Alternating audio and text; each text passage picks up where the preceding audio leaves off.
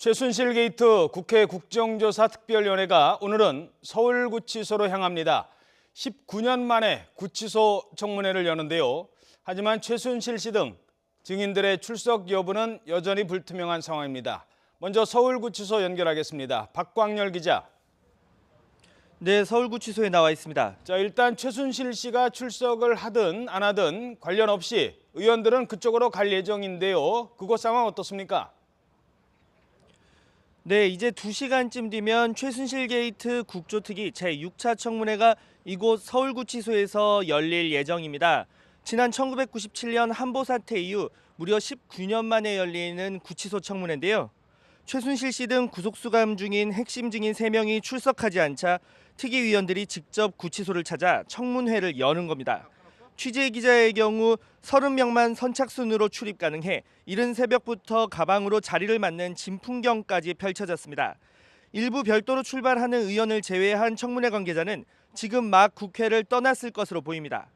보좌진과 국회 경위, 속기사 등 모든 인원이 함께 움직이고 TV 생중계까지 허용됩니다.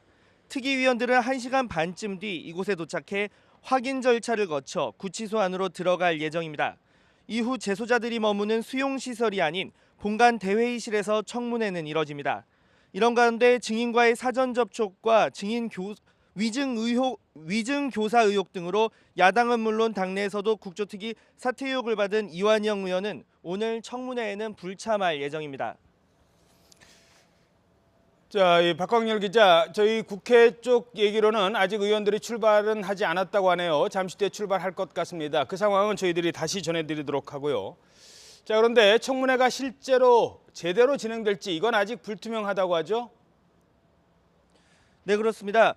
그야말로 증인 없는 청문회에 대한 우려가 점차 현실화되고 있는 상황입니다. 주말 동안에 법무부와 특위 관계자가 최순실 씨와 안종범 전 청와대 경제수석, 정호성 전 비서관에게 의사를 거듭 확인했지만 여전히 불출석 의사를 밝히고 있는데요.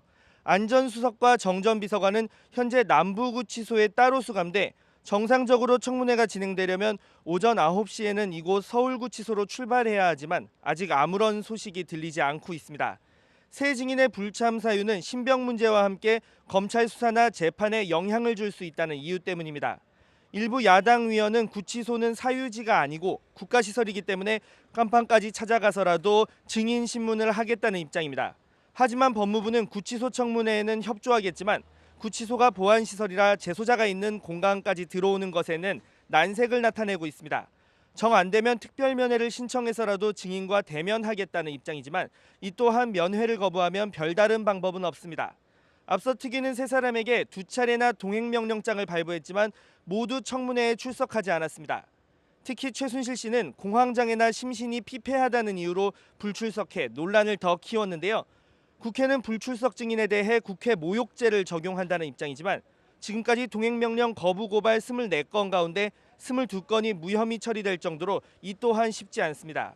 다만 특위위원들도 사실상 최 씨 등에 대한 최후 통첩에 가까운 만큼 쉽게 청문회장을 떠나지는 않을 것으로 보입니다.